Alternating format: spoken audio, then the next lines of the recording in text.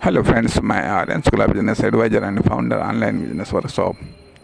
हम कुछ और बात करना चाहेंगे कि सामान्यतः यह देखा जाता है कि जो नेशनल बिजनेस होते हैं या जो बिजनेस टू बिजनेस होते हैं, यह कह लीजिएगा कोई भी बिजनेस होते हैं, ठीक है, इनमें कुछ प्रमुख पार्ट होते हैं, जैसे कि manufacturing unit, control unit, distribution unit, sales unit.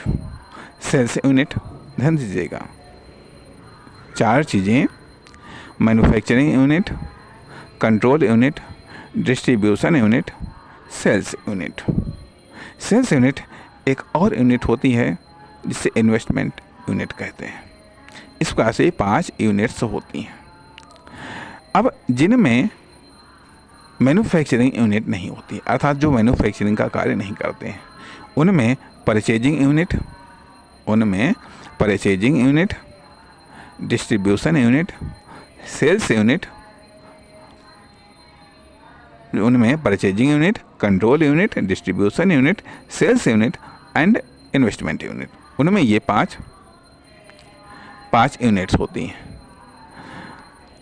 अब परचेजिंग यूनिट, ठीक है, अब जो डिस्ट्रीब्यूशन नहीं है, जिनमें डिस्ट्रीब्यूशन यूनिट नहीं है, अर्थात वो आ जाती है कि सीधे बिजनेस टू कस्टमर बिजनेस, उनमें purchasing unit, sales unit, purchasing unit, control unit, sales unit, investment unit, ये 4 यूनिट्स आ जाती हैं। ये 4 यूनिट्स आ जाती हैं जो बिजनेस टू कस्टमर बिजनेस है: purchasing unit, control unit, sales unit, investment unit. अब जो अनकम्प्लीट बिजनेस है, ये तो कंप्लीट बिजनेस की बात हो गई। जो अनकम्प्लीट बिजनेस है उनमें कंट्रोल यूनिट होगी, उनमें 4 यूनिट में से कोई एक यूनिट नहीं होगी। कंट्रोल यूनिट है, परचेजिंग यूनिट है तो सेल्स यूनिट नहीं हो पाई, सेल्स यूनिट है तो इन्वेस्टमेंट यूनिट नहीं हो पाई, या डेवलप नहीं हो पाई, तो अर्थात यह अनकम्प्लीट बिजनेस या फेल्ड यूनिट की ये स्थिति होती है कि कोई न कोई या तो कंट्रोल यूनिट विकसित नहीं हो पाई, परिणाम परचेजिंग यूनिट विकसित नहीं हो पाई, या सेल्स यूनिट नहीं विकसित हो पाई, या फिर इन्वेस्टमेंट यूनिट विकसित नहीं हो पाई। और इन्वेस्टमेंट यूनिट का तात्पर्य हमारा यहाँ पर है जो डेवलपमेंट को लेकर के इन्वेस्टमेंट किया जाता है। जो डेवलपमेंट को लेकर के इन्वेस्टमेंट किया जाता है उसे हम इन्वेस्टमेंट यूनिट कहते हैं।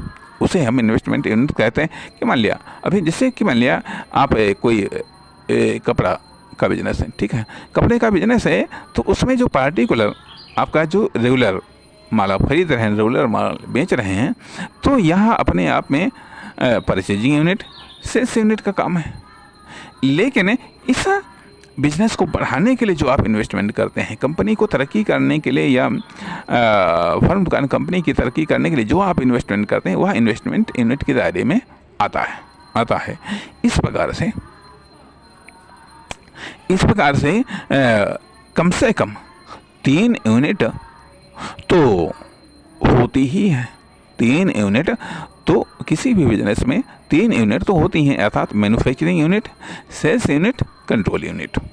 ये 3 यूनिट तो कंपल्सरी हैं, या फिर purchasing unit, sales unit, control unit, purchasing unit, control unit और सेल्स यूनिट, ये 3 यूनिट।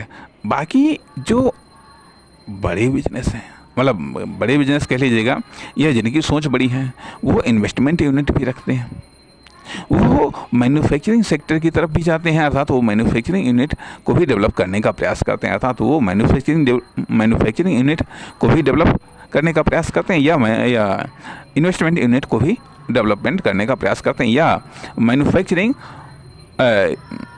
मैन्युफैक्चरिंग फंक्शंस को स्टार्ट करने का प्रयास करते हैं तथा इन्वेस्टमेंट फंक्शंस को भी स्टार्ट करने का प्रयास करते हैं, कोशिश करते हैं। इसलिए यहाँ पर यह चीज़ महत्वपूर्ण है कि किस में कितने फंक्शंस होते हैं या कौन बेसिक फंक्शंस होते हैं एक बिजनेस के। नमस्कार, धन्यवाद।